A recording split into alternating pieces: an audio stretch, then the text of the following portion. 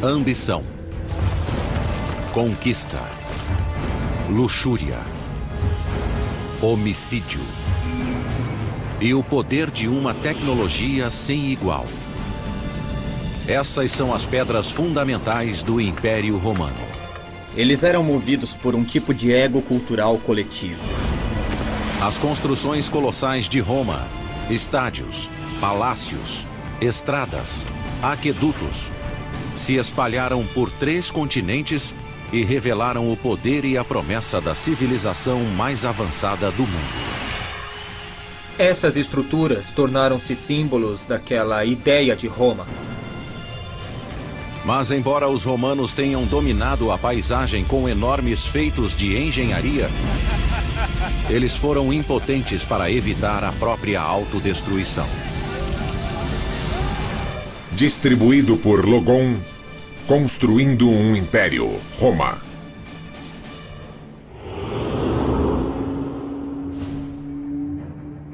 15 de março do ano 44 a.C. O homem mais poderoso do mundo está morto no chão do Senado romano. Como general, ele quase dobrou o tamanho do Império Romano.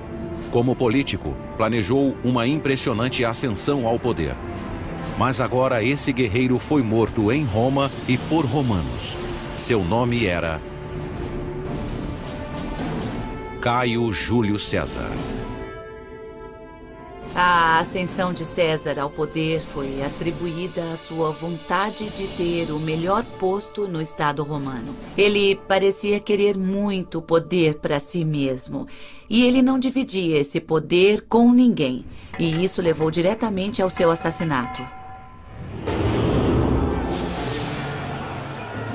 Décadas antes, quando era um jovem general, César descobriu que a estrada para a glória em Roma começava em campos de batalha distantes de lá. Sua sede de conquistas militares levaria à construção de um dos mais intimidantes feitos da engenharia romana. 55 a.C. Júlio César lidera 8 legiões romanas, um total de 40.000 homens, seguindo pela Gália, uma província romana que hoje engloba a França, Bélgica e Suíça. Ele queria ir à Germânia, à Alemanha, e atravessar o Reno, porque nenhum comandante romano havia feito isso.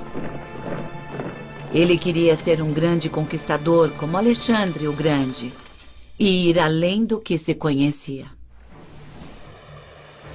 O rio Reno fica no limite do mundo conhecido. Durante séculos, foi um divisor que protegia as tribos germânicas da expansão romana. Nenhum exército podia atravessá-lo com o poderio necessário para uma conquista. Mas César era diferente de qualquer guerreiro anterior. Ele poderia ter ido de barco. Mas por que Júlio César iria de barco a remo? Ele vai colocar 8 legiões em um barco a remo e vai sair remando? Não, eles vão marchando. Eles vão a cavalo. Cruzar o Reno era algo completamente novo para a engenharia. O rio tinha 304 metros de largura, possivelmente mais, de 7 a 9 metros de profundidade com correntes desconhecidas. César e seus engenheiros tiveram que planejar uma ponte que fosse não só extremamente forte, mas também estável. E larga o suficiente para 8 legiões passarem. A ponte precisaria ter o comprimento de 4 campos de futebol e sustentar o peso de 40.000 soldados. Apesar da largura, da profundidade e das correntezas do Reno, Júlio César estava determinado a conseguir. Cruzar um rio daquele tamanho com uma ponte é um ato que merece uma grande plateia. Mas é claro que esta plateia estaria do outro lado do rio, temendo pelo sucesso da operação. Com a velocidade e eficiência de uma máquina bem lubrificada, os soldados de César transformaram a madeira local em uma ponte em expansão. A cada hora, um milagre da engenharia chega mais perto da margem norte do Reno. É como se uma nave espacial pousasse na Terra e tivesse metade do tamanho de Manhattan com algum tipo de dispositivo magnético que levasse prédios pelos ares. Isso seria realmente assustador, algo muito difícil de acreditar. A fundação da ponte era feita com uma série de toras de madeira inseridas no leito do rio. Cada tora tinha 45 centímetros de diâmetro. No centro da ponte, elas chegavam a ter 9 metros de comprimento para ir da superfície ao fundo. Ao colocar as toras na diagonal, os engenheiros de César deram maior estabilidade à ponte. Quando eles inseriam as toras no ângulo e as conectavam, faziam o mesmo que os carpinteiros ao construir cavaletes. Quando as pernas estão inclinadas, isso impede que a estrutura se enfraqueça, tornando a área mais estável. A inclinação dá maior resistência contra a força do rio, contra sua maré e assim por diante. Mas é muito mais difícil fincá-las no leito fluvial do que verticalmente. Então eles tiveram que tomar muito cuidado com as estruturas de madeira no momento de fincá-las no leito. Na parte mais alta do rio, as toras se inclinavam na direção da corrente. 12 metros rio abaixo, seus pares se inclinavam contra a corrente. Cada conjunto de toras era unido por uma longa viga de 60 centímetros de espessura. Em seguida, troncos eram dispostos ao longo das vigas, sobre as quais assentavam feixes de madeira fortemente amarrados. O projeto da ponte em si era inovador, mas o que tornou o feito ainda mais impressionante foi a velocidade da construção. Apenas 10 dias após ordenar a construção, César marchou sobre a ponte em direção ao seu destino. Se tentássemos fazer o mesmo hoje, não conseguiríamos fazer algo assim em tão poucos dias com aquele tipo de tecnologia. Teríamos sucesso se contássemos com milhares de soldados leais e devotos a César e ao objetivo de atravessar o Reno para aterrorizar os germanos. César estimava que o inimigo tivesse 430 mil soldados, mais de 10 vezes o tamanho de seu exército. Mas quando os germânicos viram as legiões romanas cruzando o Reno, rapidamente recuaram para um terreno mais elevado. Nos 18 dias seguintes, César explorou livremente o território ao norte do Reno, sem encontrar qualquer resistência. Em seguida, ele voltou pela ponte e a desmontou, deixando uma mensagem inequívoca. A simbologia é a seguinte: Roma pode ir a qualquer lugar. Nada pode detê-la. Se quisesse ir mais longe, Júlio César poderia ir a qualquer lugar. A ponte foi o primeiro sinal da ambição obsessiva de César. 10 anos depois, essa ambição daria a ele um poder sem precedentes, mas também seria o motivo de sua queda. Quando ele foi declarado o primeiro ditador perpétuo de Roma aos 55 anos, em 44 a.C., boatos de um assassinato começaram a circular nos corredores do Senado romano. Alguns de seus atos nos sugerem que ele realmente queria ser adorado como um deus. Sua ambição foi tão além dos limites do que os romanos, e especialmente os senadores, achavam aceitável, que acabou sendo assassinado. Em vida, Júlio César alterou para sempre o cenário político romano. Na morte, ele incorporou o potencial e o risco do poder absoluto. Quando César foi assassinado, não havia garantia de nada, a não ser de que Roma se perderia totalmente. O reinado de César foi um momento decisivo na história política romana.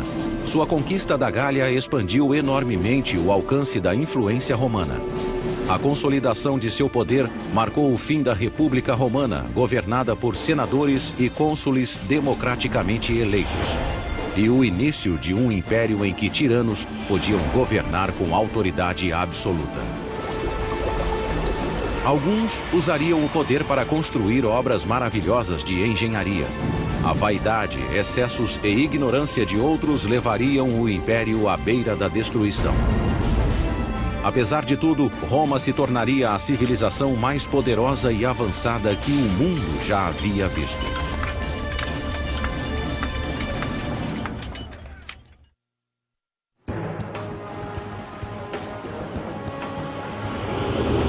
Hoje, Roma é uma cidade do século XXI, onde o antigo e o moderno convivem. Qualquer um que tenha visitado a cidade de Roma fica maravilhado com essa grande mistura de períodos de tempo, do pré-histórico até a idade moderna. E uma coisa incrível sobre Roma é que você vive nos mitos da história de uma das maiores civilizações que já fizeram parte da história da humanidade. Segundo a lenda, Roma foi fundada em 753 a.C. por Rômulo e Remo, dois irmãos que foram abandonados quando bebês e criados por uma loba. Os dois irmãos construíram a própria cidade às margens do rio Tibre, mas uma discordância quanto a quem iria governar terminou em morte. Remo foi morto por Rômulo, que deu o nome à cidade. Não seria a última vez que um crime daria origem a um novo governante romano. A Guerra Civil foi um dos acontecimentos que definiu o crescimento do Estado romano. A história, a lenda de Rômulo e Remo, ecoa desde então por toda a história de Roma. Inicialmente, Roma era um dos inúmeros pequenos reinados que lutavam pelo poder na Itália Central. Mas, ao contrário de muitos de seus vizinhos que desconfiavam de forasteiros, Roma abrigava todos os párias ambiciosos. Rômulo disse: já que não temos uma grande população, eu vou construir um asilo, eu vou criar um tipo de zona livre para todos, escravos foragidos, bandidos, piratas, enfim. Venha e faça parte deste grande conceito que é Roma. Este é um tipo de atitude única. Desde o começo, os romanos eram muito abertos. Essa abertura encorajou uma livre troca de ideias, entre elas teorias de engenharia importadas de outras culturas. Ao utilizar a tecnologia de vizinhos, como os etruscos, Roma expandiu e se tornou um poder regional.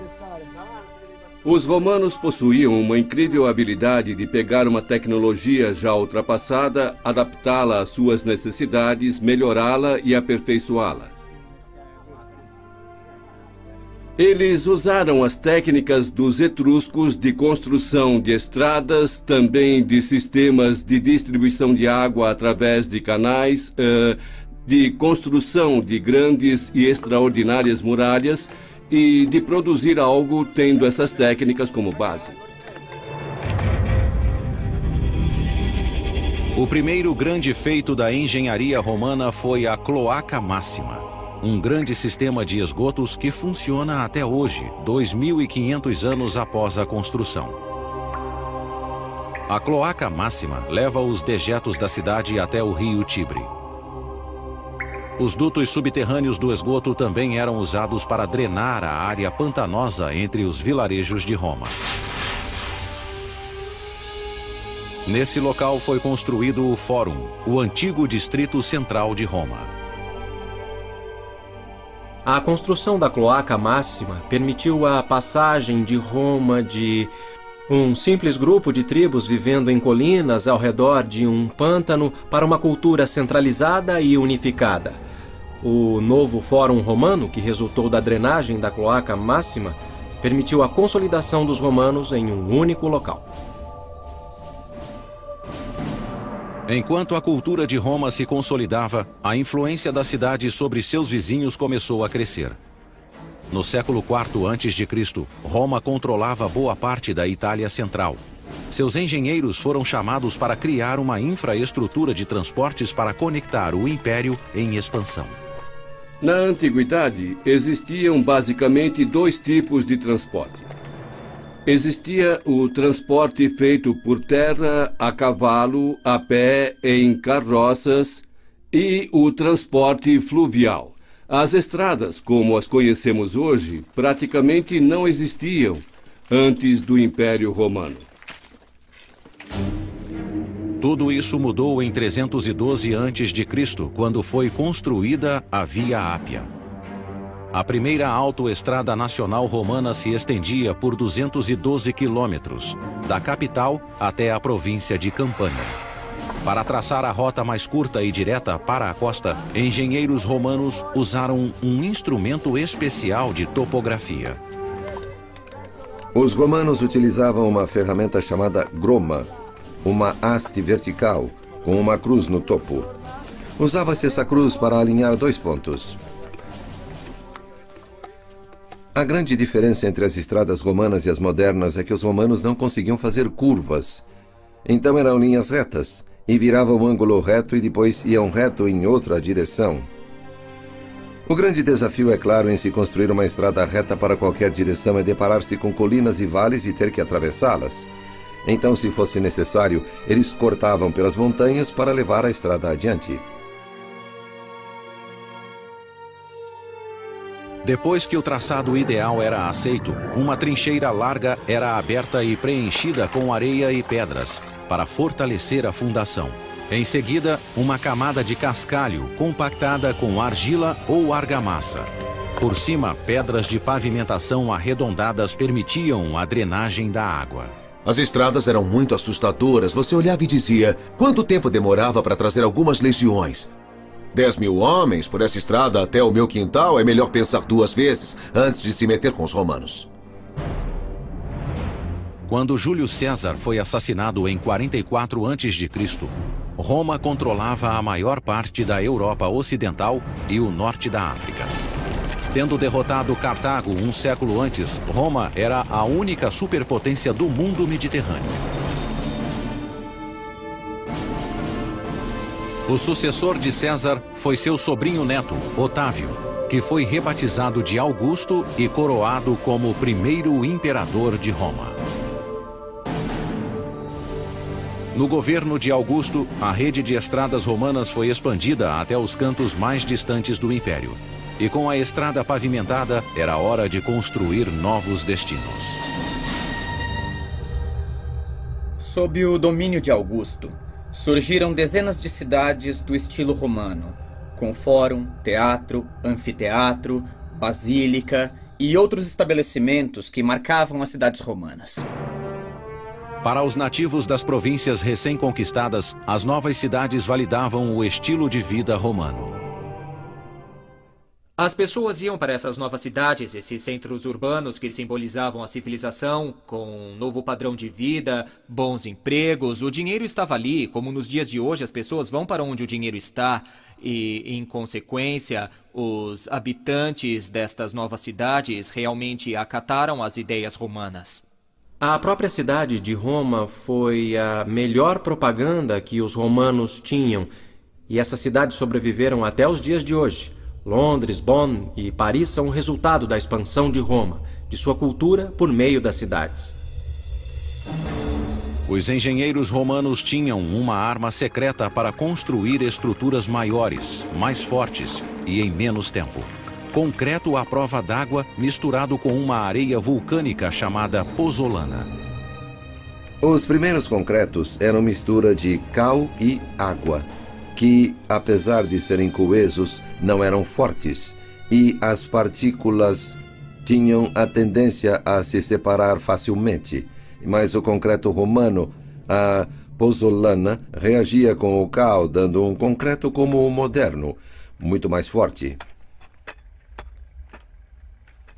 Eles logo perceberam que, usando essa substância, eles poderiam construir literalmente embaixo d'água, uma invenção extraordinária que permitiu que eles criassem grandes piers dentro da água, revolucionando o transporte.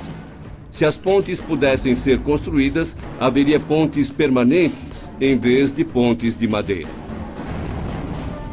Durante o governo de Augusto, esse concreto solidificou o controle de Roma sobre a Europa Ocidental, permitindo que os construtores romanos dominassem a paisagem com enormes monolitos artificiais. Um deles iria revolucionar a vida cotidiana em Roma durante vários séculos.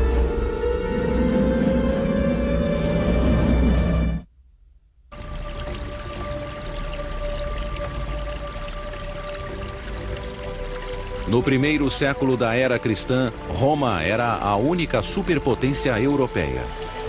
Enquanto expandiam o império, os romanos também olhavam para dentro e usavam seus conhecimentos técnicos para melhorar a qualidade de vida na capital.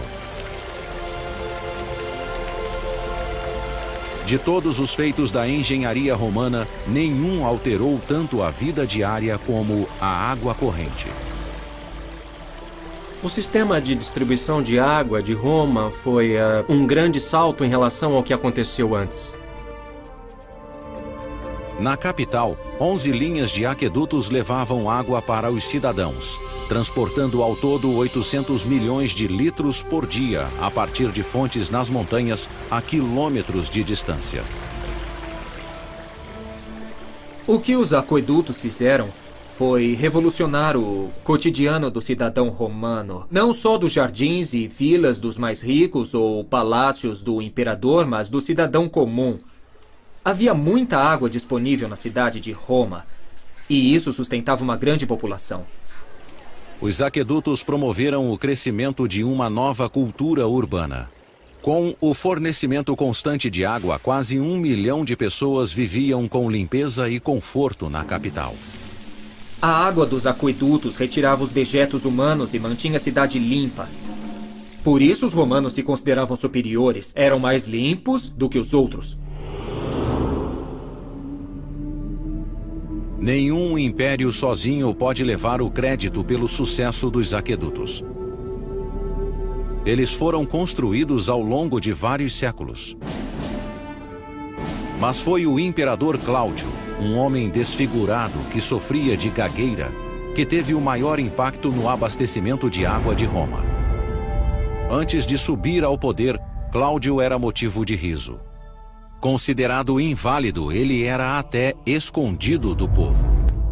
Cláudio tinha problemas de gagueira, ele mancava um pouco, ele escutava pouco. Então as pessoas não sabiam o que fazer com ele.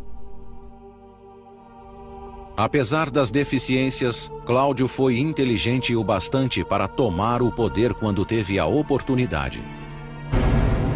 No ano de 41, a maior parte da família real foi assassinada para vingar o reinado sangrento do sobrinho de Cláudio, Calígula. Cláudio foi poupado quando o encontraram escondido atrás de uma cortina. Com a vida em risco, ele conseguiu subornar os guardas pretorianos para que o proclamassem imperador. Esse ato iria mudar o rumo da história romana. Quando ele se tornou imperador, governou de forma, pelo menos para os nossos padrões, bem. Certamente não era um homem burro. Durante o reinado de Cláudio, o império progrediu de várias formas. Na fronteira, suas legiões conquistaram a Bretanha, algo que nem Júlio César tinha conseguido fazer. Em Roma, ele construiu 2 grandes aquedutos, o Aqua Cláudia e o Anio Novus, que aumentaram muito o fluxo de água na cidade. Aquedutos não são tão complicados na teoria. A água busca o ponto mais baixo e então é levada com uma queda de um ponto a outro. Então é algo simples, todo mundo devia saber. Mas na prática, criar um aqueduto é outra coisa. Os aquedutos foram planejados para chegar à cidade em ângulo gradualmente descendente ou gradiente. Esse gradiente era de apenas alguns centímetros a cada 30 metros. A queda do aqueduto tinha que ser calculada de longas distâncias, 30, 50 ou mesmo 60 quilômetros da fonte nas montanhas até as cidades. Tinha que ser consistente, não podia sair disso independente do terreno. Para manter o declive perfeito através das montanhas, os engenheiros cavavam túneis com um ângulo perfeito. Quando cruzavam vales, as tubulações eram elevadas em muros de pedras. Se os muros precisassem ter mais de 2 metros de altura, os romanos poupavam materiais de construção e ainda aumentavam a resistência usando um antigo conceito de engenharia, o arco. O arco revolucionou a arquitetura no mundo antigo ao permitir vãos maiores do que realmente era possível. Basicamente mudaram o conceito espacial da arquitetura romana. Os arcos eram feitos em torno de uma forma de madeira que mantinham as pedras firmes até a colocação de uma pedra central, que distribuía o peso por igual para cada lado do arco, permitindo que outras pedras fossem colocadas acima dela. Os arcos são melhores que paredes retas nas construções, de várias maneiras, tanto em eficiência como em resistência. Os arcos requerem menos material para serem construídos e são muito fortes para suportar tetos, arquidutos e qualquer coisa que colocar em cima. Uma coluna de arcos de 10 quilômetros levava o Aqua Claudia através de vales a caminho de Roma. Os aquedutos eram cobertos, mas claro, se tirasse a cobertura, poderia ver a água como um rio seguindo em direção à cidade. Ao chegar na cidade, cada aqueduto desembocava em 3 tanques de contenção. Um para as fontes públicas de água potável, o segundo para os banhos públicos e o terceiro reservado para o imperador e outros romanos ricos que podiam pagar pela própria água corrente. Um conceito avançado para a época. Basicamente toda a casa, no século I ou II, depois de Cristo, tinha água corrente. Isso é impressionante, pois em toda a Idade Média isso não aconteceu. Com a construção do Aqua Claudia e do Annio Novus, o imperador Cláudio revitalizou o sistema romano de distribuição de água. Seu governo foi um sucesso, mas as escolhas que fez na vida particular acabaram provocando sua queda. A tradição diz que Cláudio era lascivo, que ele amava suas mulheres e também suas esposas demais, e ele as servia. Ele chocou o império quando se casou com a própria sobrinha, Agripina, irmã de Calígula. Agripina vinha de uma linhagem de mulheres ambiciosas, populares e poderosas.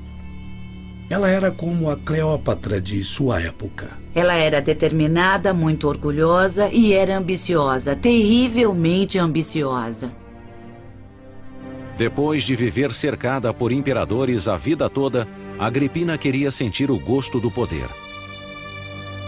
Ela utilizou todo o seu encanto físico e político para obtê-lo. E depois que Cláudio estava sob seu controle, Agripina usou o filho como forma de perpetuá-lo. A principal intenção de Agripina ao seduzir Cláudio e se tornar imperatriz era garantir que seu filho ascendesse ao trono. No ano de 50, Agripina convenceu Cláudio a nomear seu filho de um casamento anterior como herdeiro, em detrimento do próprio filho biológico do imperador. 4 anos depois, o imperador estava morto, envenenado por um cogumelo e pela ambição da esposa. Da noite para o dia, Agripina passou de esposa de um imperador a mãe de outro. O novo imperador era Nero, um futuro tirano de 16 anos de idade que destruiria a cidade.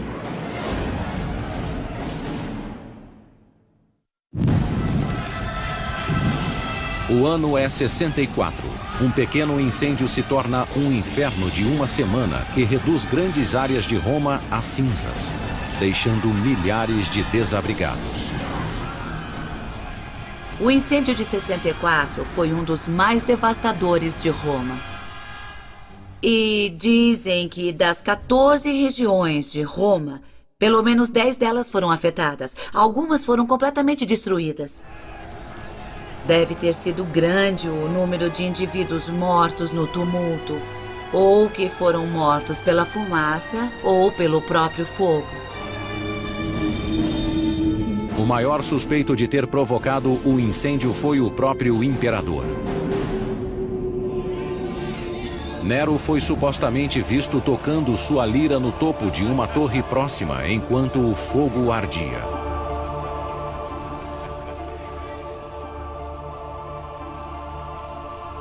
Dizem que ele olhou para o incêndio como se fosse um espetáculo e foi à torre de Micenas e recitou a queda de Troia.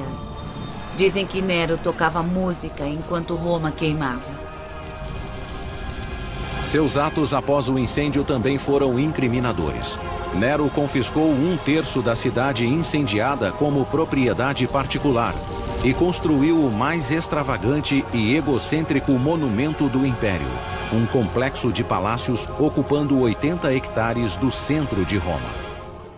Começaram a surgir boatos de que ele ateou fogo na cidade de propósito para limpar uma parte da cidade onde ele queria construir seu palácio. Nero culpou os cristãos, membros de um novo culto religioso, e centenas deles foram enforcados e queimados nas ruas de Roma.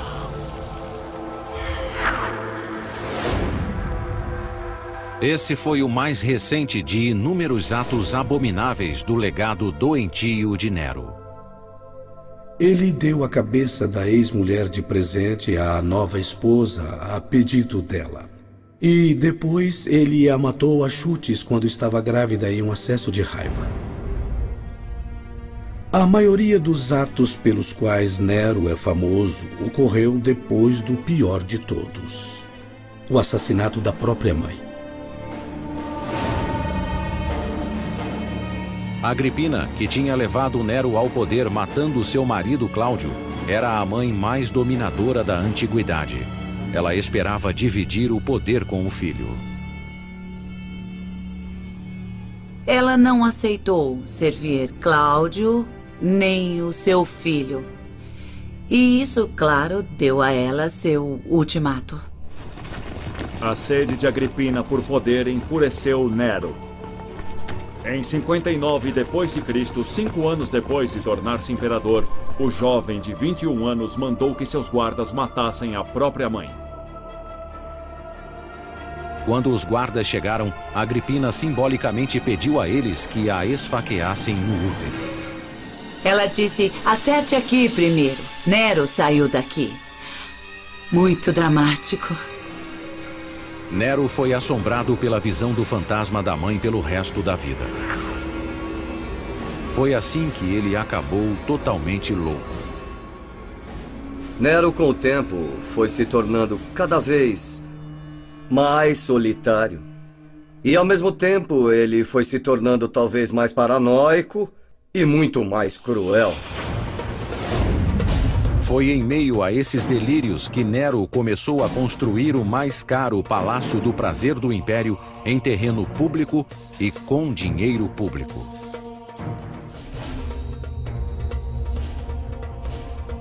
Imagine se todo o Central Park se transformasse num palácio particular de Bill Gates. E isso foi no coração da cidade, onde os ricos, os influentes e proprietários da cidade já tinham suas próprias casas. E eu diria que foi chocante. Nero tirou dinheiro das províncias para conseguir dinheiro. E em Roma, ele exigiu dinheiro dos ricos.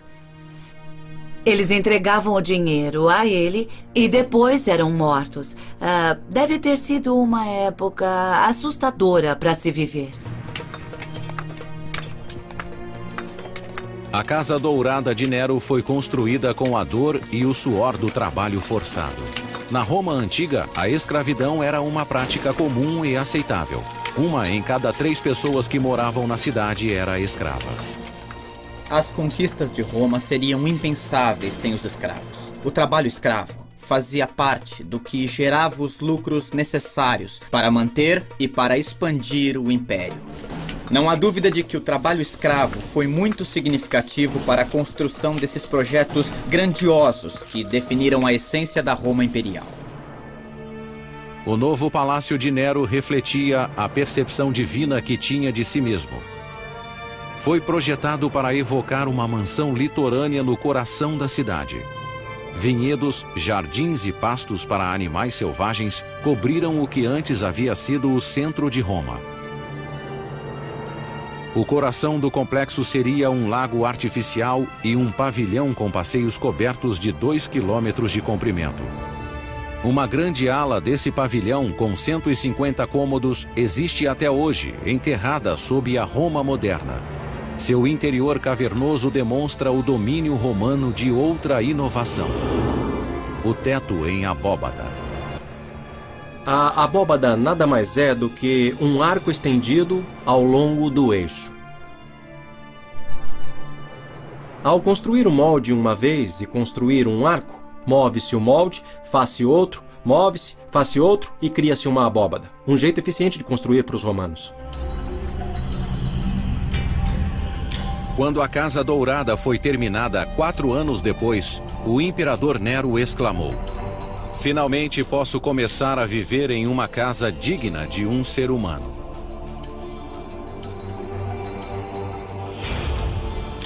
O que resta hoje é uma casca úmida do palácio decadente que ele habitou. Essas câmaras de tijolo e concreto já foram decoradas em ouro e cobertas de coloridos afrescos e pedras preciosas inestimáveis. Havia pedras preciosas e semi-preciosas encravadas no teto. Havia lápis lazuli, cristais de rocha, cristais rosa, que estavam lá só para captar a luz. E construindo a Casa Dourada, Nero mostrou não ser um bom imperador. Generoso com os recursos pessoais, e acho que isso ajudou a levar à sua queda, seu comportamento era tão diferente em termos do que os senadores e a população de Roma esperavam de seu imperador, que ele acabou tendo de pagar o preço. No ano de 68, poucos meses após mudar-se para a Casa Dourada, Nero foi derrubado por uma revolta da oposição. Declarado inimigo público pelo Senado, foi caçado como um fugitivo pelos próprios guardas. Com a aproximação dos perseguidores, Nero cortou a própria garganta com a ajuda de um leal escravo. Suas últimas palavras foram: "Que grande artista morre em mim." Nero morreu como um ator eloquente que sempre quis ser, um ator trágico em um palco de tragédia. Então suas palavras finais completam o quadro de alguém que se via não como um imperador, mas como um astro. Após a morte de Nero, os romanos enterraram qualquer lembrança dele e de seu reinado opressor. No ano de 104, sua Casa Dourada foi recoberta com terra e cascalho. Ela se tornaria a fundação para um complexo de banhos construído ali mesmo pelo imperador Trajano. Durante 1300 anos, ela permaneceu enterrada e esquecida sob a cidade. No século XVI, uma depressão levou exploradores a redescobrirem a antiga construção. Ali dentro, artistas do Renascimento se inspiraram em seus afrescos bizarros. A palavra grotesco que usamos hoje é um termo artístico para descrever criaturas estranhas que viam lá parte humanas, parte feras, parte arquitetura, parte decoração. A Casa Dourada é uma lembrança permanente do terrível reinado de Nero, caracterizado pela loucura, homicídios em massa e vaidade extrema. Ao final desse governo, o Império Romano estava diante de um futuro incerto. Todos os imperadores, de Júlio César a Nero, descendiam de uma única linhagem familiar. Agora, pela primeira vez, o comando do Império estava vago. Ninguém sabia exatamente o que aconteceria depois, a não ser que seria sangrento e que não seria muito bom até que acabasse.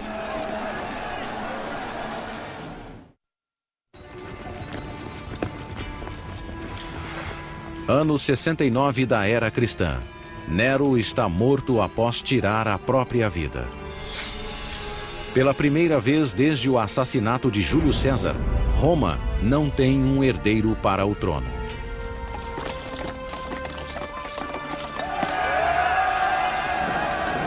Tem início uma disputa entre os principais generais do Império, que voltam seus exércitos uns contra os outros na luta pelo poder. O grande vitorioso é Vespasiano, um general simples e direto que comandou as legiões romanas na Judéia.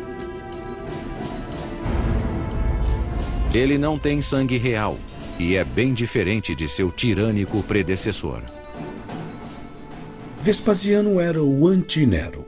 Ele era o mais diferente de Nero possível. Era oficial de carreira, era um homem prático e experiente, que tinha aversão a gente pretensiosa e tinha orgulho disso.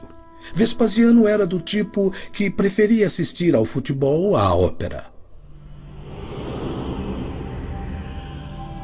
Diferente de Nero, que explorou o conhecimento de seus engenheiros para projetos pessoais, Vespasiano pôs as melhores mentes de Roma a serviço do povo.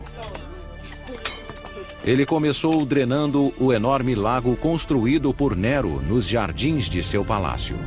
Em seu lugar seria construída a mais famosa obra da engenharia romana, um lugar para onde seria canalizado todo o caos que consumira a cidade.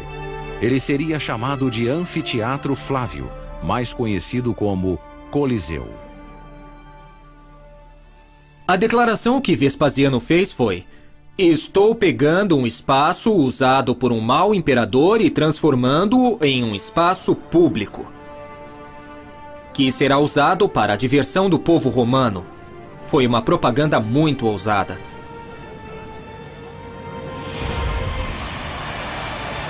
Gladiadores derramavam sangue em nome da diversão há séculos. Mas o povo de Roma ansiava por espetáculos maiores e mais ousados. O Coliseu daria aos gladiadores um campo de matança permanente. E os jogos atingiriam um grau de carnificina jamais visto na história do Império. Essa era a grande atração, era o Superdome. O entretenimento vinha até você. De animais de todos os lugares do mundo, a prisioneiros de terras distantes, tudo era levado a esse local ao seu assento favorito, e bem no centro da cidade. A construção do Coliseu teve início no ano de 72 e foi financiada pela venda de relíquias preciosas roubadas de templos judaicos durante o saque de Jerusalém. 12.000 prisioneiros judeus foram trazidos daquela campanha para construir o anfiteatro. Eles trabalharam em condições muito duras, trabalhavam muito e até o final. Eles verteram mais de 6.000 toneladas de concreto e arrastaram enormes blocos de construção até o local de uma pedreira a 30 quilômetros de distância. Conforme a construção ia subindo, eles passavam a usar menos calcário forte e caro e mais material barato, que era mais leve. Os romanos tinham gruas sofisticadas de madeira e aparelhos para levantar pedras, o que faziam com facilidade, do chão até grandes alturas. Em apenas 8 anos, a estrutura imponente atingiu 50 metros de altura, ofuscando todas as edificações ao redor. É a estrutura mais alta da Roma antiga já construída. É o anfiteatro da capital. Então, o que era Roma? Roma era uma cidade maior que qualquer outra, muito mais rica. O Coliseu simbolizava o poder, a engenharia, a riqueza da antiga Roma. Os anfiteatros romanos eram feitos a partir de uma estrutura extremamente simples, incorporando 2 teatros gregos unidos para formar um teatro de 360 graus de circunferência.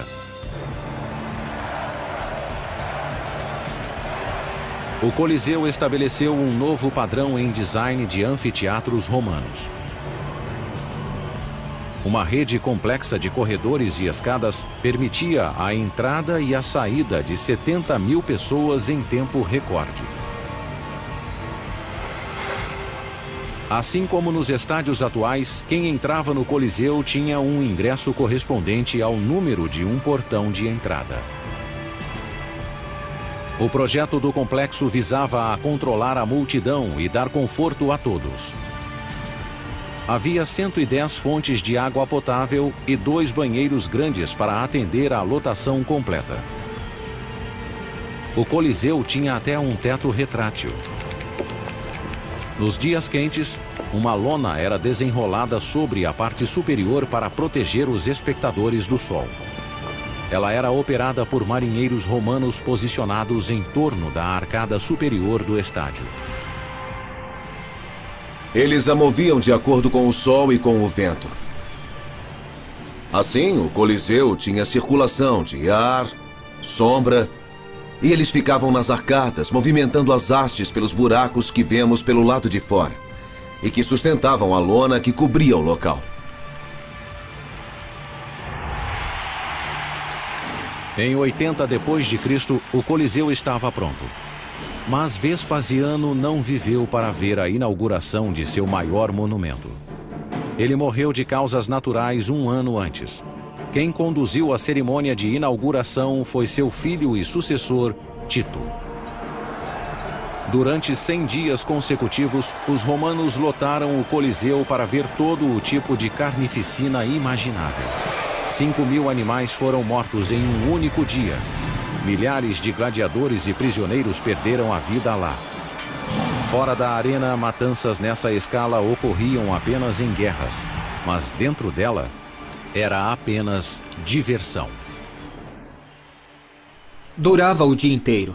Pela manhã, eles viam homens matarem ou serem mortos por animais. Ao meio-dia, viam a execução de prisioneiros.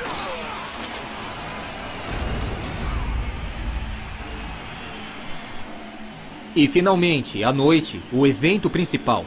Como no horário nobre da TV, vinha o melhor, os gladiadores, homem contra homem. As lutas de gladiadores eram uma grande atração no Coliseu, mas nem sempre eram o evento principal. Vários escritores antigos descrevem batalhas navais ao vivo, recriadas em plena arena, com navios de guerra, sobre a água. Teria sido totalmente possível desviar a água de um aqueduto diretamente para o Coliseu para inundá-lo com uma profundidade rasa. Temos evidência em estudos recentes sobre o Coliseu da existência de muitos canais de água que inundavam a subestrutura do Coliseu. Então, sim, era possível e acontecia. Cristiano Ranieri é o primeiro arqueólogo moderno a explorar o labirinto dos canais de água abaixo do Coliseu.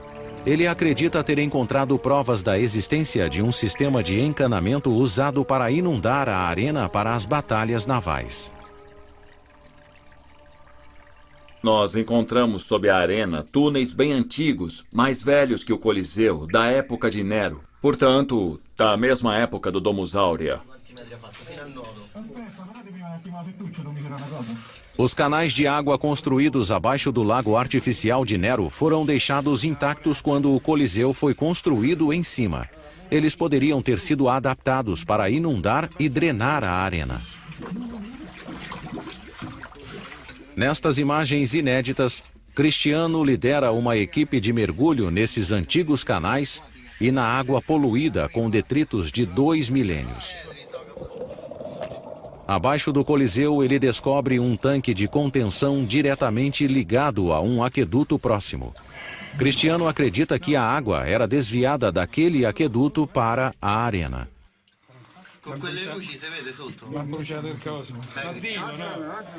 Ele também encontra evidências de dutos de drenagem conectados ao sistema de esgotos da cidade que poderiam ter sido usados para levar a água da arena até o rio Tibre. Havia um sistema de drenagem. Os túneis eram usados para inundar a arena, a fim de criar o cenário para as batalhas navais. As batalhas navais no Coliseu foram um impressionante triunfo da engenharia, mas foram uma tendência passageira na arena mais famosa do mundo.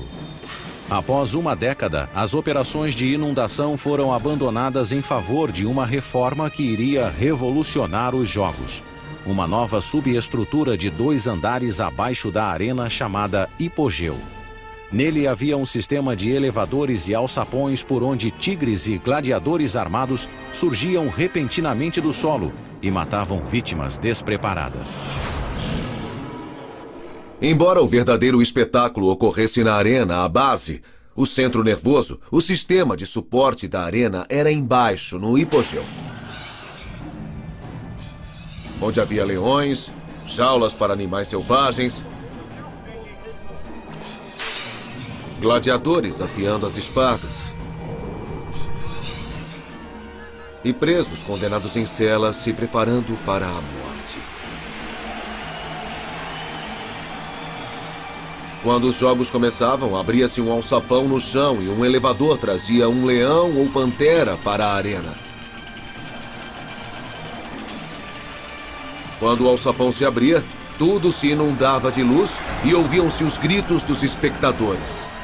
Então, o alçapão se fechava novamente, deixando-os pensar no próprio fim.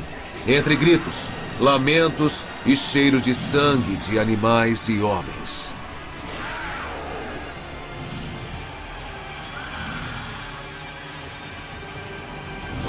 Violentos, sangrentos, exploradores, emocionantes. Os jogos no Coliseu eram o grande espetáculo romano. E todos os presentes admiravam as proezas de engenharia da civilização mais avançada do mundo. Após uma década de estabilidade sob o governo de Vespasiano, a civilização romana chegava ao auge de seu poder.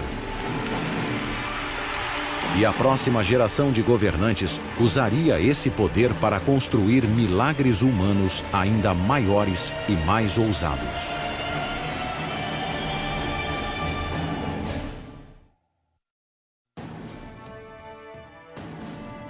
No final do primeiro século da era cristã, o Império Romano se estendia da Inglaterra ao Egito, de Portugal à Pérsia. 50 milhões de pessoas de todas as raças e idiomas eram leais a um imperador. Esse imperador sempre fora italiano, até o ano de 98, quando um estrangeiro assumiu o controle do império. Ele se chamava Trajano, um guerreiro ambicioso da província da Espanha, cujos triunfos nos campos de batalha chamaram a atenção do enfermo imperador Nerva. Como não tinha descendentes, Nerva adotou Trajano como filho e herdeiro. Havia uma ideia ampla do que significava ser romano e quem podia realmente ajudar a participar do Estado. E Trajano é um bom exemplo disso. Trajano foi o primeiro de uma série de imperadores de fora da Itália. Trajano herdou o Império Romano quando Nerva morreu. Imediatamente, ele se dispôs a provar lealdade aos cidadãos da capital e sabia que, para fazer isso, precisava apelar ao inflexível senso de supremacia do povo. Os romanos pensavam em grande escala. O tamanho de seu império, o tamanho de suas construções e a ambição de seus principais líderes. Sem dúvida, esse é um dos pontos que podemos definir como necessários a um romano. Eles eram movidos por um tipo de ego cultural coletivo. Trajano deu início a uma grande campanha de construção que começou com a infraestrutura do império. Fez reparos urgentes em estradas, portos e prédios públicos. Ergueu um dos últimos grandes aquedutos e construiu novos banhos públicos sobre as fundações da Casa Dourada de Nero. Todas essas construções exigiam muito dinheiro. E para completar e para executar seus planos, ele precisava de muito mais. E em termos romanos, isso significava conquistar. Em seu terceiro ano como imperador, Trajano lançou uma ofensiva militar para arrecadar dinheiro para a construção de novos monumentos magníficos. Decidiu conquistar a Dácia, uma região que engloba as atuais Romênia e Hungria, que se defendera dos romanos por séculos. Os dácios se renderam em 107 d.C., após anos de duros combates. O imperador conquistador saqueou centenas de toneladas de ouro e prata da nova província.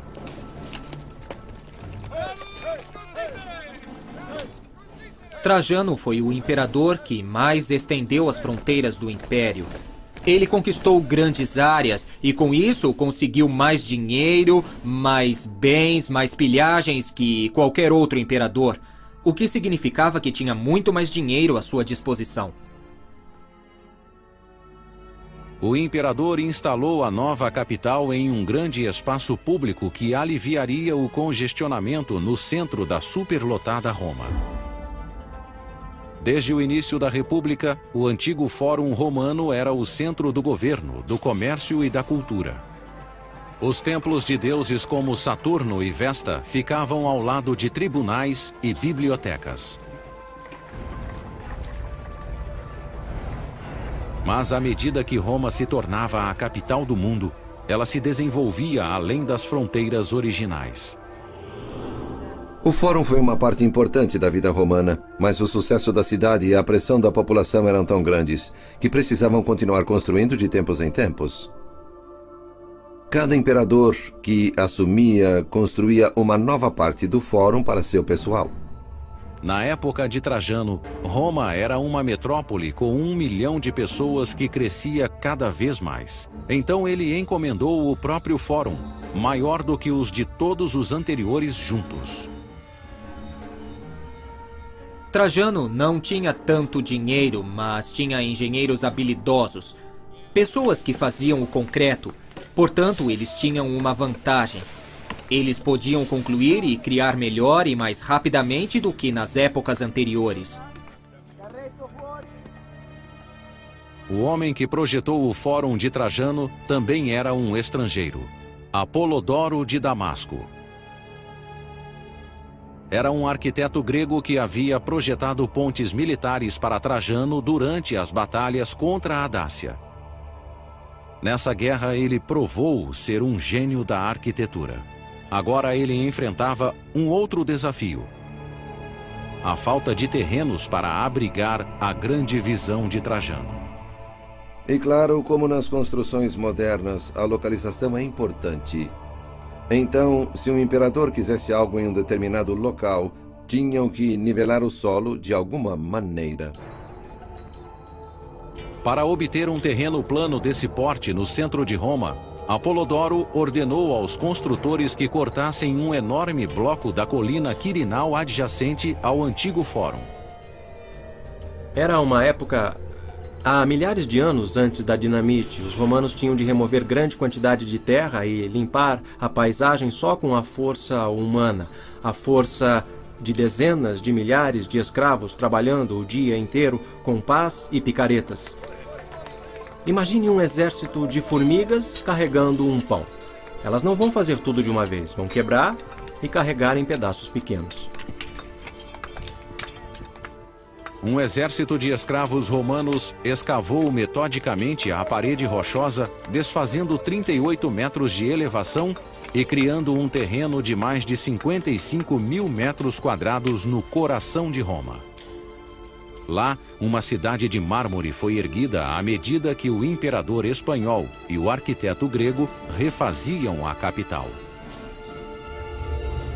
O resultado final foi revelado em 112 da era cristã. O Fórum de Trajano era um conjunto de mármore magnífico, com bibliotecas gregas e latinas, estátuas colossais, uma enorme praça central e uma basílica de 2 andares, onde as leis eram feitas e os processos julgados. Ir ao Fórum de Trajano era realmente uma grande experiência para qualquer romano. Eles entravam na basílica, a maior já construída na época. A basílica era revestida de mármore e cheia de luz. Depois, quando se chegava à praça, via-se a monumental estátua equestre de Trajano. Então ela devia ser uma visão e tanto. A peça central do fórum era uma coluna de mármore de 38 metros que se erguia acima da nova construção. Essa coluna ainda existe hoje. Ao redor de sua fachada, uma escultura em alto relevo conta a história da invasão da Dácia por Trajano. Trajano aparece várias e várias vezes, sempre envolvido em todos os aspectos da campanha, do planejamento inicial até a conquista final. E desse modo, a coluna serve como um tipo de propaganda. A altura exata da coluna possui um significado mais sutil. A altura da coluna de Trajano em si, 30 metros, mais a base e a estátua no topo, marcaram a altura da colina Quirinal, que foi removida para que o fórum fosse erguido no local. Portanto, é um marco não só das batalhas de Trajano, mas também das batalhas de Apolodoro, para limpar a terra e criar um espaço urbano monumental. O Fórum de Trajano ficou em pé por 700 anos. A maior parte foi reduzida a pó por um terremoto no século IX. Mas há uma seção que sobreviveu e que não deixa dúvida sobre sua escala imponente. Um vasto complexo conhecido como Mercado de Trajano.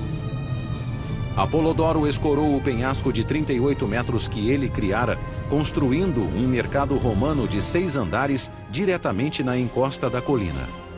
Ele moldou os primeiros 3 andares em uma estrutura semicircular, com corredores longos e curvos. O mercado funcionava para reforçar a encosta que havia sido escavada. Não é por acaso que a forma usada contra a encosta seja côncava. Portanto, mais forte, tem a forma de um arco virado nessa direção para suportar a pressão da colina ao lado. Acima do semicírculo havia mais 3 andares com pequenas lojas e grandes corredores com 3 andares de altura. O mercado de Trajano continha mais de 150 lojas que forneciam desde calçados a objetos de arte. Esses mercados deviam vender grandes quantidades de materiais dos 4 cantos do mundo romano, talvez até de mais longe. Enquanto o Fórum de Trajano era um refúgio suntuoso para a elite da cidade, o mercado fora construído como uma rua principal para as massas. O mercado e fórum juntos representavam 2 lados da cultura romana. A opulência do fórum, o átrio cheio de colunas, as decorações douradas, representavam um centro enorme e formal para a cidade. E bem ao lado estava o mercado feito de alvenaria, um lugar comum para a vida dos cidadãos romanos. As proezas de Trajano na engenharia e suas conquistas no exterior fizeram dele um dos imperadores mais populares da história de Roma. No fim do seu reinado, em 117 d.C., o império chegou ao tamanho máximo, desde o Oriente Médio até o Golfo Pérsico. Mas defender um território tão grande seria um problema para o sucessor de Trajano. Para estabilizar as fronteiras do império, o próximo imperador construiria uma barricada sólida para isolar o mundo romano dos bárbaros.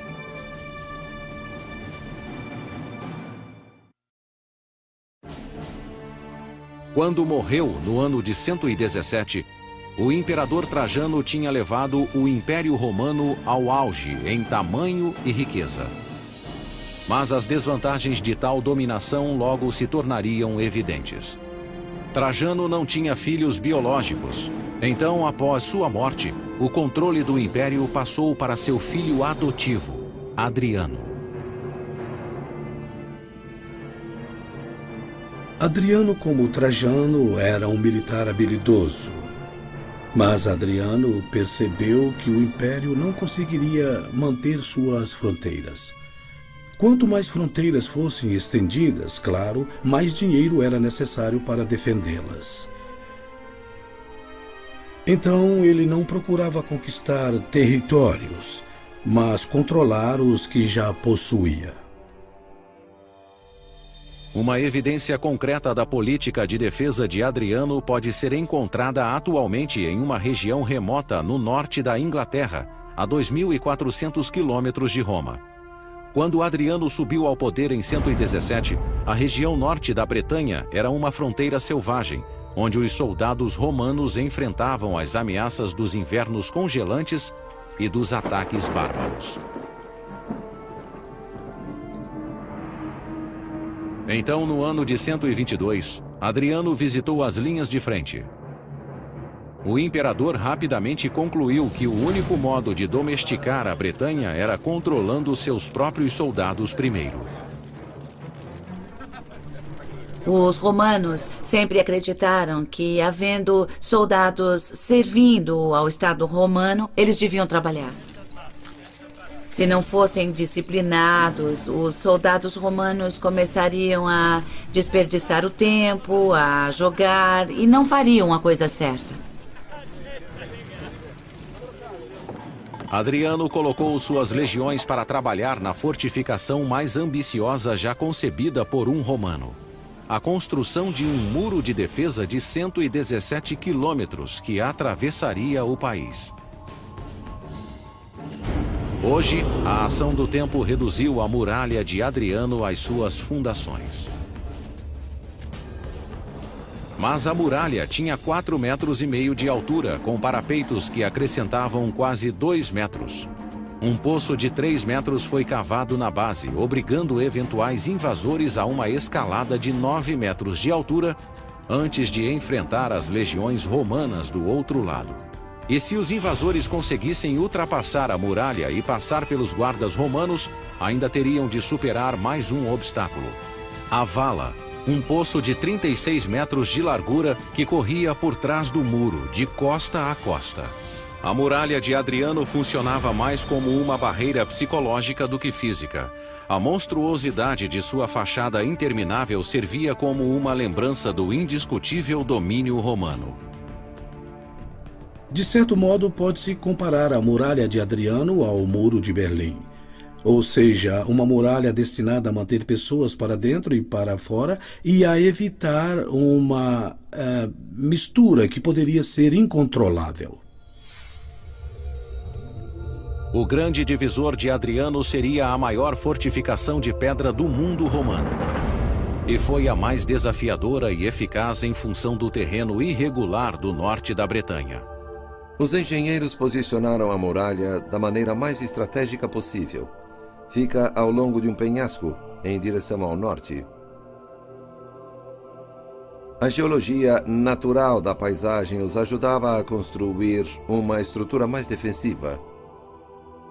O problema principal, do ponto de vista da engenharia, era a dificuldade de levar os materiais para o local de construção da muralha.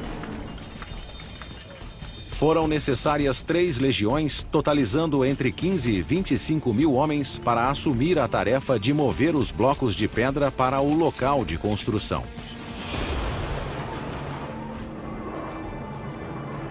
Mas o muro era só um dos componentes do grande projeto de Adriano. A cada 1,5 quilômetro, as legiões construíram um posto de guarda ou forte que abrigava até 60 soldados. Entre os fortes, havia 2 torres menores, onde sentinelas vigiavam constantemente a fronteira.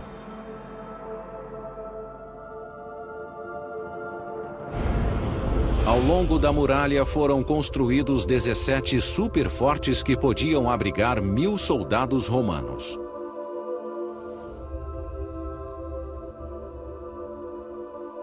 Isso, na verdade, criou uma zona militar que permitiu aos romanos manter uma força militar ao longo da muralha para sair, patrulhar o fronte, fazer a manutenção e ainda manter uma presença militar que era efetiva e imponente.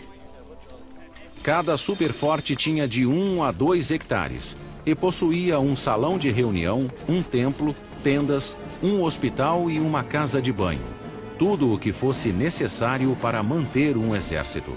Ao redor dos fortes surgiram cidades para satisfazer a demanda constante do exército por comida e suprimentos. Os soldados romanos queriam sapatos romanos, queriam agulhas romanas, queriam tudo o que pudessem conseguir no mundo romano. Então o comércio os seguia, os bares os seguiam, as mulheres os seguiam e acabaram mudando fundamentalmente as áreas em que se assentavam. Em apenas 5 anos, a vasta barreira através da Bretanha estava completa. O imperador assegurou a fronteira norte de Roma, melhorou a disciplina de seus soldados e criou uma prova evidente do alcance do poder romano. Em 126 da era cristã, Adriano retornou a Roma. Lá, ele ordenou a construção de uma das mais famosas maravilhas da engenharia romana e eliminou seu engenheiro mais renomado.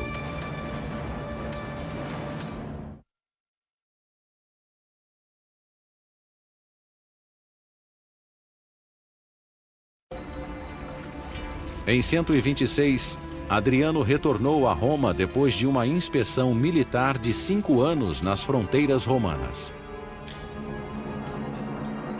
Enquanto ele estava afastado, os construtores trabalharam incansavelmente para realizar sua visão arquitetônica na capital. Adriano certamente queria deixar sua marca em Roma. Ele queria restaurar as construções de Augusto e mostrar que podia fazer melhor. 150 anos antes, o imperador Augusto tinha transformado Roma de uma cidade de alvenaria para uma cidade de mármore. Adriano queria que seu legado na engenharia fosse igualmente memorável. A joia da coroa de seu legado teria uma ligação direta com o reinado de seu lendário predecessor. Logo após se tornar imperador, ele decidiu reconstruir o templo incendiado que datava da época de Augusto. Sobre a antiga ruína, ele ordenou a construção de sua estrutura mais famosa, o Panteão, um templo majestoso para os deuses romanos. O Panteão é sem dúvida a construção mais incrível feita pelos romanos. Por quê? A Rotunda. A Rotunda, um espaço interior coroado por uma cúpula magnífica, era o coração do projeto do Panteão. No centro, a cúpula de concreto tinha 45 metros de altura e a mesma largura, sem apoio de colunas ou suportes. Um diâmetro livre de 45 metros é enorme. A coragem em construir algo tão amplo, de fazer algo tão grande, é uma de suas grandes conquistas. A cúpula do Panteão seria o maior vão aberto de concreto no mundo por 18 séculos. Antes de os engenheiros começarem a construir o teto de concreto da cúpula, tiveram de descobrir como desviar seu peso do centro. Do contrário, quando removessem a armação de madeira que segurava o teto, 3.000 toneladas de concreto desmoronariam com o próprio peso. Hoje, quando construímos com concreto, temos o concreto armado, que suporta parte da tensão no concreto. Os romanos não faziam isso. Portanto, a cúpula do Panteão tinha a carga distribuída uniformemente em toda a base. Os engenheiros do Panteão criaram várias soluções radicais para assegurar que o teto e a reputação do imperador não desmoronassem. Primeiro, eles construíram uma base sólida de paredes com 6 metros de espessura para agir como fundação para o teto. Eles usaram paredes laterais, verticais, para ajudar a suportar o grande peso da cúpula para o lado de fora. Eles usaram as paredes para sustentar a cúpula. À medida que o teto avançava para o topo, os engenheiros misturavam materiais mais leves com o cimento e aplicaram uma camada cada vez mais fina da mistura. O concreto romano, como o de hoje, usava agregados, normalmente pedras, para poder formar a massa. Na cúpula do Panteão, os romanos usaram uma técnica comum na época de inserir nichos feitos com jarras dentro do concreto para deslocar o concreto e aliviar o peso.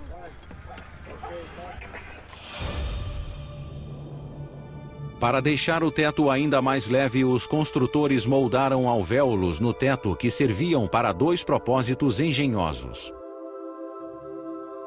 Esses alvéolos tinham, claro, um propósito estético. Eles permitem que a superfície da cúpula seja decorada, mas ao mesmo tempo eles reduzem a quantidade de concreto necessária para a própria cúpula. Uma alteração final para distribuir o peso da cúpula se tornou a característica mais notável do Panteão: o óculo, uma cavidade de 9 metros no centro do teto. O óculo elimina a tensão do concreto pesado no ponto mais fraco da cúpula e ilumina o interior como o sol ilumina a terra. Imagine uma pessoa da época que nunca tinha visto esse tipo de espaço interior, pois nada parecido havia sido construído antes. Sentindo o aspecto religioso do seu interior, uma construção dedicada a todos os deuses.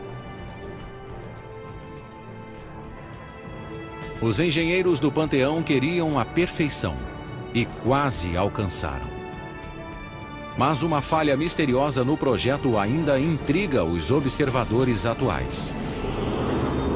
O pórtico frontal do Panteão, a entrada que leva ao interior, está 3 metros mais baixo. Ele não se liga à rotunda como deveria. Por que colunas de 15 metros não foram usadas no lugar das de 12 metros? Só podemos especular. Será que afundaram no Mediterrâneo? Será que os romanos não conseguiram adquirir pedras suficientes para construir as colunas a tempo de Adriano inaugurar a construção? Não dá para ter certeza. Durante séculos, o Panteão figurou como um enigma da engenharia. Mas a forma como foi construído é só uma parte da incógnita. O maior mistério é saber quem o projetou. Não há registros que revelem a identidade do arquiteto. As hipóteses atuais se concentram no próprio imperador Adriano. Ele foi uma pessoa muito versátil. Ele pintava, escrevia poesias e adorava arquitetura. Muitas outras construções de Adriano possuíam cúpulas. Para mim, Adriano teve uma participação nesse projeto. Outro candidato possível é Apolodoro de Damasco, o gênio por trás do fórum construído pelo antecessor de Adriano, Trajano. Apolodoro era cético quanto às habilidades arquitetônicas de Adriano e corajoso o bastante para declarar isso publicamente. Apolodoro certa vez ridicularizou Adriano. Continue projetando suas cúpulas de abóboras. Depois de certo ponto, Adriano fica tão furioso com Apolodoro por ele criticar os seus designs que o faz cometer suicídio.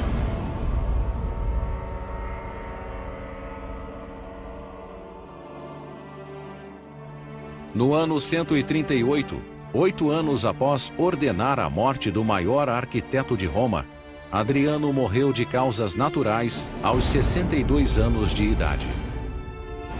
As 2 décadas de seu império foram a fase mais produtiva da engenharia na história de Roma. Quando Adriano morreu, portos, templos, pontes e basílicas em todos os cantos de Roma tinham seu nome. Quase um século depois, outro imperador encomendou uma das últimas grandes construções de Roma e provocou a queda e a destruição do império.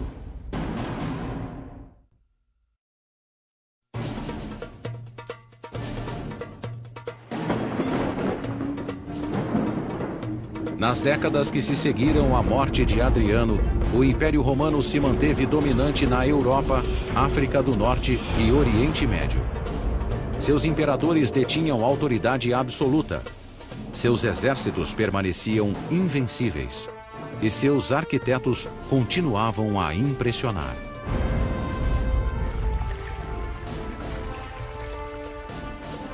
Sua maior realização, um complexo imenso de termas romanas, foi encomendado em 212 da era cristã pelo corrupto imperador Caracalla. Ele ascendeu ao poder à moda antiga, através do assassinato. O pai de Caracalla, o imperador Sétimo Severo, desejava que seus 2 filhos comandassem o Império Romano juntos. Mas Caracalla e seu irmão Geta se odiavam. Depois da morte do pai, foi uma questão de tempo até que um eliminasse o outro. Caracalla agiu primeiro. Caracalla o matou na frente de sua mãe. O que para mim é uma coisa terrível. O nome de Geta não só foi apagado da memória, não só nas inscrições, mas sua imagem foi destruída. Eles apagaram o nome, mas deixaram a rasura. Sabemos que o Estado tomou todas as providências para que fosse apagado. E devemos lembrar dessa lição. Durante o reinado de Caracalla, o sangue correu novamente pelas câmaras imperiais. O império voltara às mãos de um tirano que governava pelo medo. O governo de Caracalla foi caracterizado como de um homem, imperador, que se punha acima de todos os outros homens, dentro da esfera dos deuses. Caracalla queria deixar um legado que garantisse fama eterna, como o Coliseu de Vespasiano, o Fórum de Trajano e o Panteão de Adriano. Ele tinha que se provar merecedor do poder imperial. Tinha que mostrar que era ainda melhor que seu pai. O novo imperador tentou compensar seus pecados construindo um complexo de casas de banho. As termas eram parte integrante da vida cotidiana em Roma havia séculos. Eram prédios com piscinas de água quente e fria. Mas as termas eram mais do que um lugar para se banhar. Eram clubes de campo abertos a todas as classes. Quando saíam do trabalho, eles iam para as termas por algumas horas para relaxar, ouvir os políticos, serem esfregados, fazer as unhas, cortar o cabelo. Havia locais para se exercitarem, podiam lutar e, claro, podiam tomar banho e ir para saunas e suar bastante. E estavam cercados por estruturas magníficas, feitas de mármore e decoradas com estátuas. E serviam as pessoas comuns. Não era só para os ricos, era para todos os romanos. As termas sempre foram projetos populares entre os imperadores romanos. Cada um dos antecessores, como Nero, Tito e Trajano, quis deixar uma terma extravagante com seu nome. Caracalla estava determinado a superá-los, construindo o maior complexo de termas já feito. A imponente fachada que ainda existe é uma prova de seu sucesso.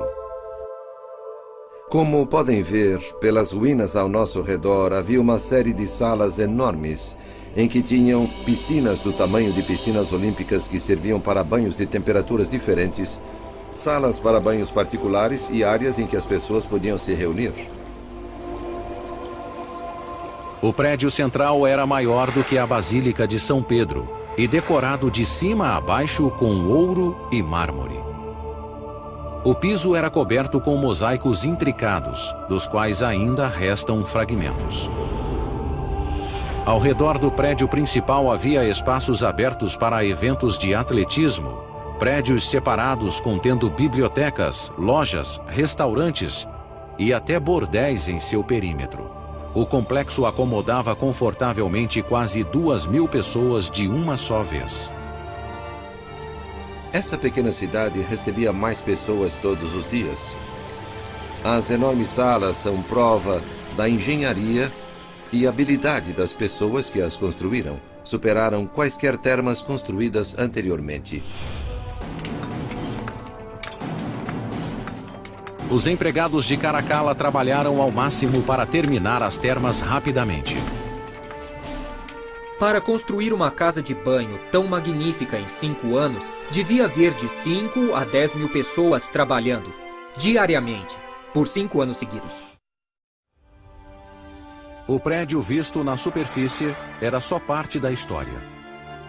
Por baixo do complexo, uma tubulação desviada de um aqueduto próximo trazia 18 milhões de litros de água fresca para as termas todos os dias. Para aquecer as piscinas, a água passava por fornalhas onde era aquecida por fogueiras. Cerca de 50 fornalhas foram construídas diretamente sob o piso.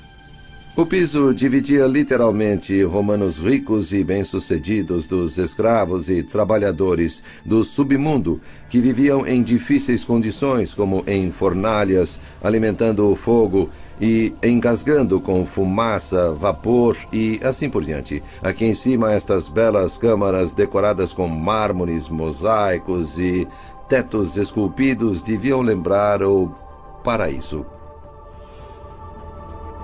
As termas de Caracalla foram inauguradas em 216. Foi uma das últimas grandes façanhas da engenharia romana, combinando a arte que os romanos aperfeiçoaram durante anos.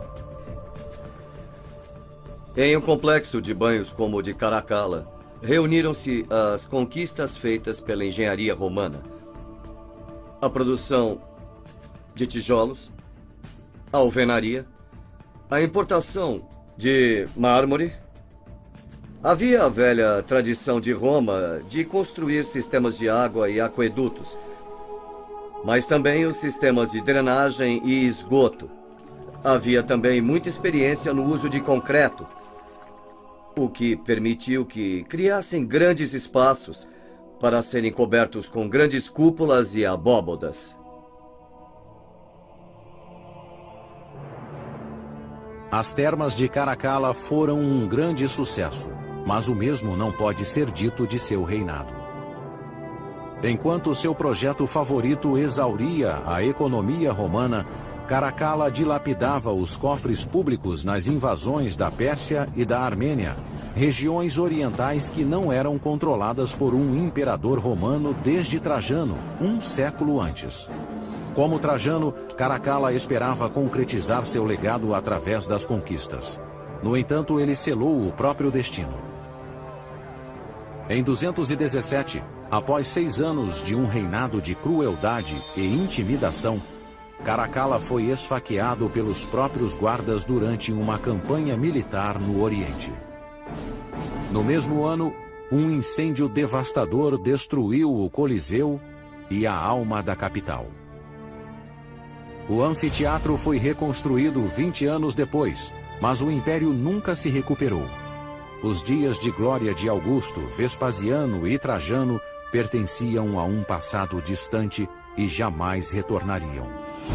Nos 3 séculos seguintes, o império que crescera com tanto brilho seria lentamente extinto.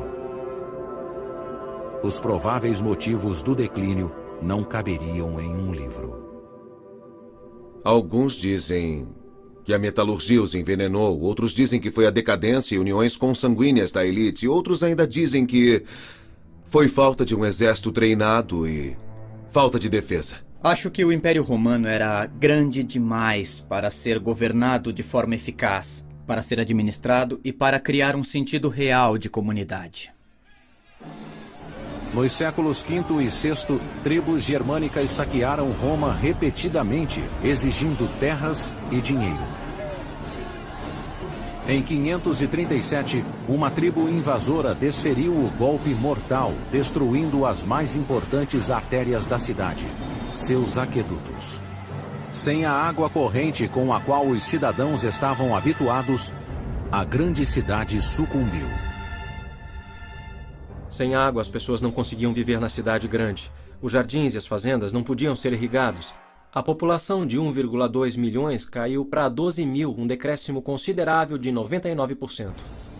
1500 anos após a queda de Roma, o legado de sua engenharia ainda intriga os construtores modernos. Muitas das coisas que os romanos faziam naquela época só foram possíveis de se reproduzir quando desenvolvemos novas tecnologias. Não conseguiríamos construir uma cúpula como a do Panteão sem usar o computador, com certeza. Não conseguiríamos remover uma encosta sem equipamento mecanizado. Com suas ferramentas, jamais conseguiríamos construir algo parecido. Talvez a lição mais importante que os romanos nos deixaram e que Júlio César, Nero e Caracalla nunca compreenderam é que a mesma ambição cega que impulsiona o progresso pode também levar ao declínio. Essas pessoas viviam de sua ambição e apetite de forma que nós as admiramos e as detestamos ao mesmo tempo. Os romanos da antiguidade eram muitas vezes violentos, vingativos, gananciosos e egocêntricos. Mas as estruturas majestosas que deixaram são prova não só do poder de uma civilização, mas do potencial ilimitado da humanidade.